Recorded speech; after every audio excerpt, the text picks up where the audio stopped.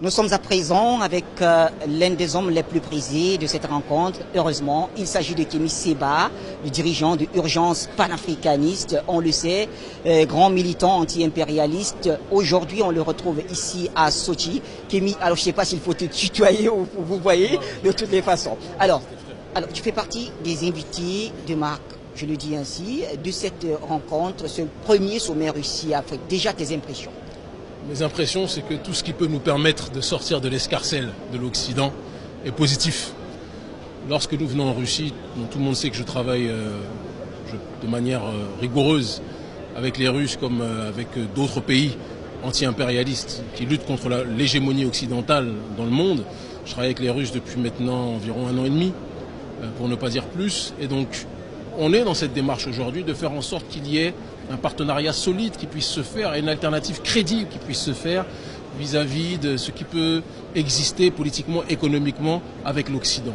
La Russie a une démarche pragmatique, la Russie est dans une dynamique de souverainisme, la Russie est dans une dynamique de pousser les Africains à s'autodéterminer, c'est notre langage, c'est notre discours. Donc c'est la raison pour laquelle moi j'ai accepté de travailler avec ces derniers. Mais je le dis toujours, le seul messie de l'Afrique, et je tiens à insister dessus, c'est l'Afrique elle-même. Et je pense qu'il faut qu'on soit très rigoureux dans la manière d'aborder nos rapports avec les autres pays. J'ai vu beaucoup de gens qui disaient « Ah, ça y est, on a trouvé un autre messie ». Non, non, non. Le seul messie de l'Afrique, c'est l'Afrique elle-même. J'insiste beaucoup dessus. Maintenant, l'Afrique doit décider de manière sage, de manière lucide, de manière rigoureuse, quels sont ses nouveaux alliés et avec qui elle peut faire un long chemin ensemble. Et le but final, en réalité, c'est que l'Afrique puisse finir par se débrouiller elle-même et qu'elle n'ait plus besoin d'être systématiquement en partenariat avec les autres, parce qu'on a tout sur nos sols. Mais à l'heure actuelle, pour sortir des tentacules de la pieuvre occidentale, il faut qu'on soit capable de trouver des contre-pouvoirs. Et je pense que le président Vladimir Poutine a prouvé dans le monde entier, que ce soit au Moyen-Orient, que ce soit en Amérique du Sud, qu'il est capable de pouvoir être un contre-pouvoir sérieux, solide, vis-à-vis de l'hydre impérialiste occidental. Alors, Kémy, justement, quand on rentre dans un domaine qui est le vôtre, quel est l'enjeu géopolitique d'une telle rencontre? On sait que l'Afrique, du moins ce qui est présenté de l'Afrique, on nous dit que l'Afrique ne pèse pas grand-chose sur le plan géopolitique. Qu'est-ce qu'on peut donc dire? Est-ce que ce nouveau partenariat avec la Russie va créer le déclic? Alors, on dit officiellement, ou du moins les chancelleries occidentales disent que l'Afrique ne pèse pas grand-chose géopolitiquement.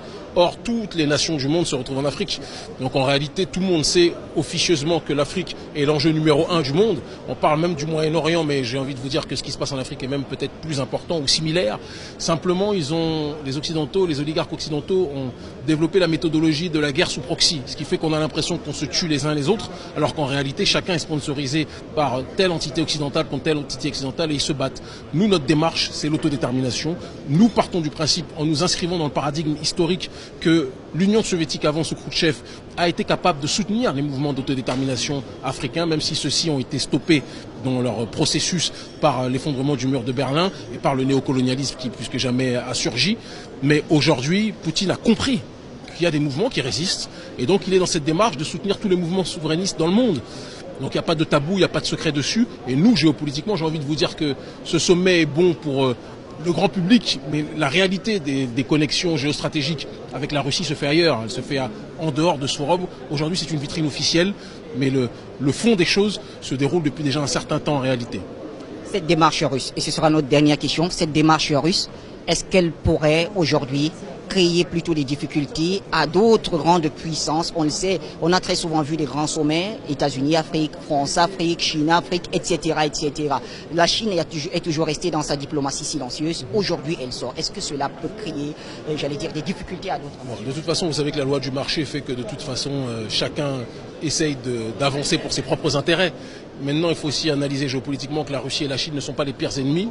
Ils peuvent être des concurrents sur un certain nombre de terrains, notamment l'Afrique, ça va être le cas d'ici très peu de temps.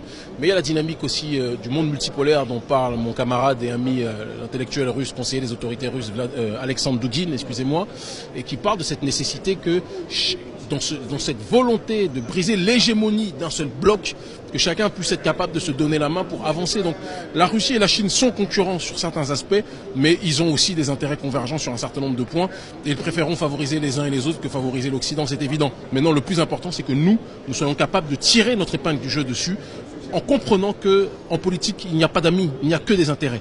Donc je le redis, c'est important en guise de conclusion, Nous ne venons pas ici en Russie en pensant que les Russes sont nos messies parce qu'ils ne le seront jamais. Et si on se comporte comme des paillassons, la Russie se comportera avec nous comme l'Occident l'a été. Mais si nous nous comportons de manière autodéterminée, de manière souverainiste, avec un discours et des actions politiques fortes qui vont dans ce sens-là, de la valorisation de notre patrimoine, je peux vous assurer que la Russie va nous traiter autrement. Et moi je le vois, c'est-à-dire que petit Africain que je suis, mon ONG que nous sommes, la manière dont les autorités russes peuvent respecter notre travail peut donner matière à réfléchir par rapport au nouveau monde dans lequel nous vivons. Aujourd'hui, on ne respecte que ceux qui se prennent en charge, pas les mendiants. Et c'est un langage et un message que j'adresse à toute la jeunesse africaine.